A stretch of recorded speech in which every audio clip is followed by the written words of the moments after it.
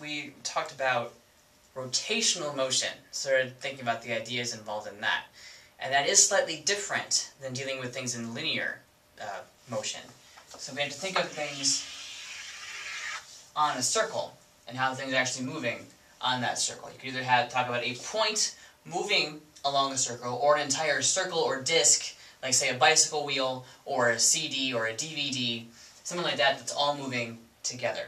And if you have something like that, it's a very rigid object, then all of the points are moving at the same speed, same acceleration, all that wonderful stuff. So what we do need to define, though, is the motion along this circle and how that actually relates to the linear quantities. So we have a specific defining thing for a circle is its radius. So of course this is its radius, this is its radius, that's its radius. Anything that describes the entire length from the center out to the edge is the radius of your circle. So if we talk about some point P right here, then it is at some radius r away from the center because it's along that circle, and it has gone, it describes some angle from the positive x-axis. This is again positive x, positive y, and negative x. We can also talk about the arc length that has been traced out if this particle, or whatever is moving on the circle, has gone from here to here. And so that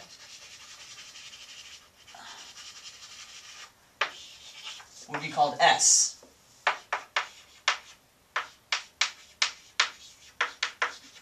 With the arc length.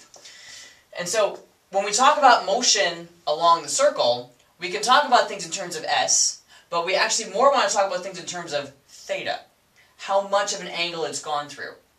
And for a circle, the best way to talk about that with regard to SI units would be in terms of radians. So if you think about the entire distance you could possibly go around the circle, that would be the circumference of the circle, right? So if S is the circumference,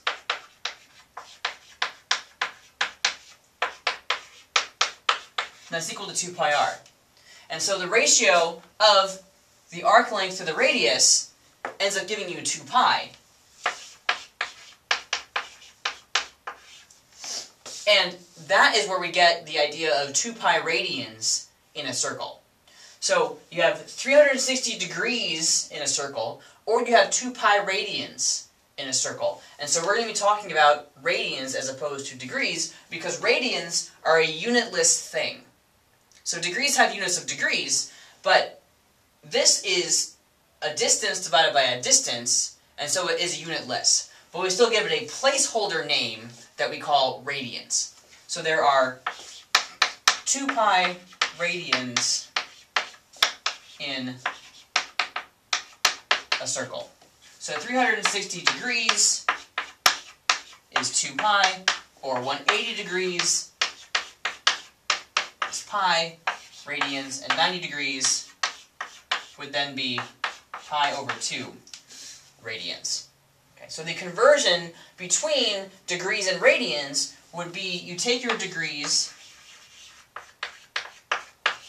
and you multiply it by pi over 180 degrees, and that gives you your answer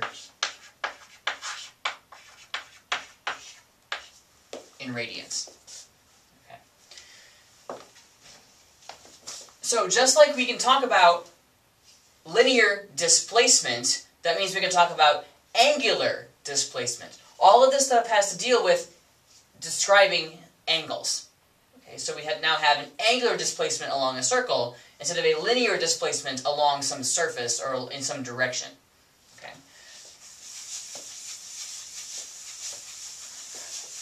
I'm going to make a smaller version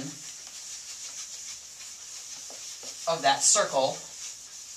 We can keep track of that over here.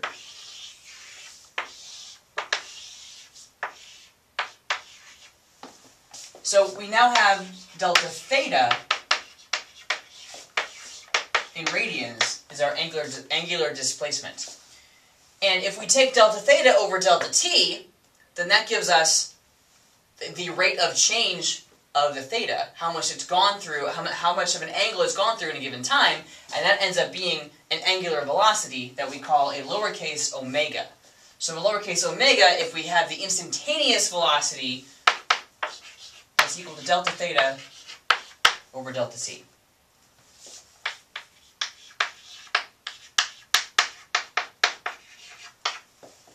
And the other part of this is that if you look at the rate of change of this, then you end up with alpha, which is the angular acceleration. Okay. So we have these three things now that can describe motion on a circle when you deal with a changing angle for how things are going. Like say I'm swinging a bucket around on a string. That bucket is experiencing angular motion because it is constrained by the string. So it will go through a certain angle in a given time at a certain speed with a potential angular acceleration around the circle. And so just like before when we talked about the projectile motion equations relating velocity and acceleration and position, now we can do the same thing with regard to the angular quantities. So we do indeed have omega equals omega naught plus alpha t, and delta theta is equal to omega naught t plus 1/2 alpha t squared, and omega squared equals omega naught squared plus 2 alpha delta theta. We had the exact correlation between these motions for things experiencing constant angular acceleration as we do for the linear quantities that are experiencing the constant linear acceleration. As long as the angular acceleration is constant, then these equations describe what's going on with the angular displacement, how much of an angle something is making in whatever given time you're talking about, and what speed that is going at, under, again, the assumption of constant angular acceleration. Okay. So that means that because these are analogous to v, x, and a for velocity, position, and acceleration, those are vector quantities. And so this also is a vector setup. Okay, so omega is a vector, alpha is a vector, theta is a vector, but it's a bit more complicated because we're talking about stuff on a circle. And so you can't just say that, oh, it's got a direction in the plus x direction. Because if you're talking about the motion along this circle, and you're talking about a point going here to here to here to here, at this point, it would have a velocity in the plus y direction. At this point, it has a velocity in the negative x direction. At this point, it has a velocity in the negative y direction. And over here, it has a velocity in the positive x direction. So that direction constantly is changing with regard to the linear velocity. And so you can't use that same direction to talk about the angular velocity. So instead, what we do end up doing is we think about it in terms of counterclockwise motion versus clockwise motion.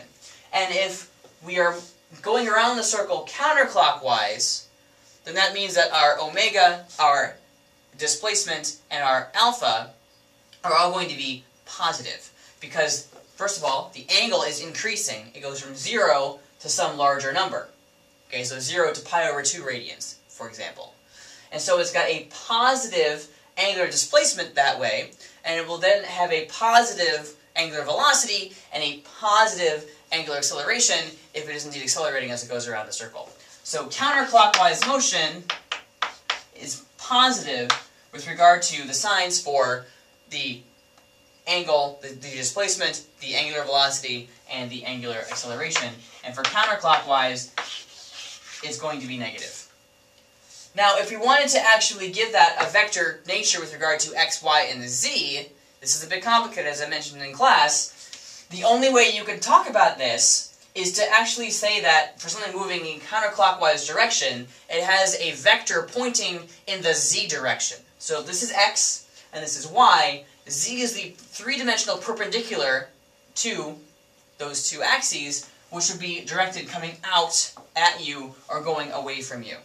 and you use the right-hand rule to see how that works. For a right-hand coordinate system, the regular way we work on with things, x is positive this way, y is positive this way, and z is positive coming out. And then you have the negatives going the other way. If you flip the z, you no longer have the same situation with regard to a right-handed coordinate system, and our methods of defining things break down because it won't be correct anymore. So you have to have a right-handed coordinate system to be consistent with a positive x, a positive y, and a positive z. So this is our first exposure to a right-hand rule, since we deal with a right-hand coordinate system. If you curl your fingers in the direction of the motion, say it's going counterclockwise, you curl your fingers in that direction, your thumb will point in the vector nature of what's going on. And this is the positive z-axis that it points on. Therefore, we give it a positive sign.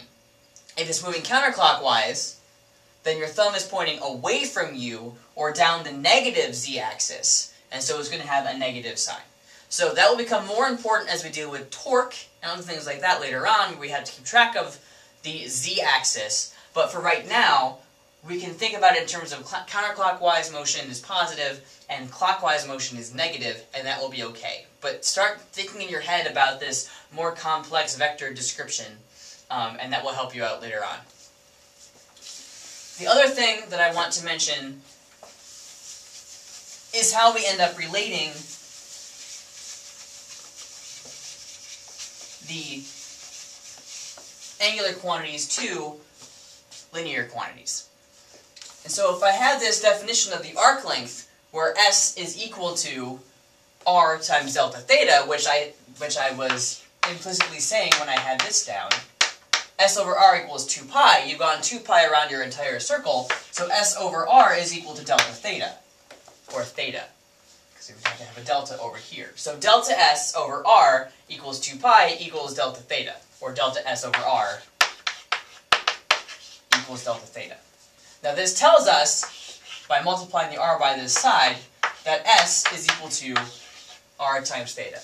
So if you've traced out pi over 2 on your circle, then the arc length that you've gone in that circle, the distance you've covered actually on that circle, is equal to the radius, which is constant, we're talking about a circle here, remember, times that pi over 2. And so, since the pi over 2 is units of radians, which aren't really a unit, they're just a number, then this means that the s has a unit of meters, just like the radius would have a unit of meters. Now, if we divide both sides of here by delta t, you know, delta s over delta t times 1 over r is equal to delta theta over delta t. Delta theta over delta t is, as I mentioned earlier, defined to be the angular velocity. This delta s over a delta t would be the linear velocity along the circle in that given time period. And the only way we can talk about that would be to mention the tangential velocity, meaning some velocity tangent to that point. Otherwise, it's unclear as to which velocity we're actually talking about. So this says that v is equal to r omega. That tangential velocity is equal to r omega.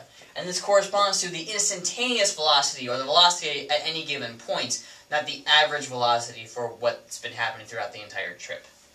And then if you were to divide one more time by delta t, you end up talking about the acceleration, and you get the same idea, that the tangential acceleration is equal to the radius times the angular acceleration.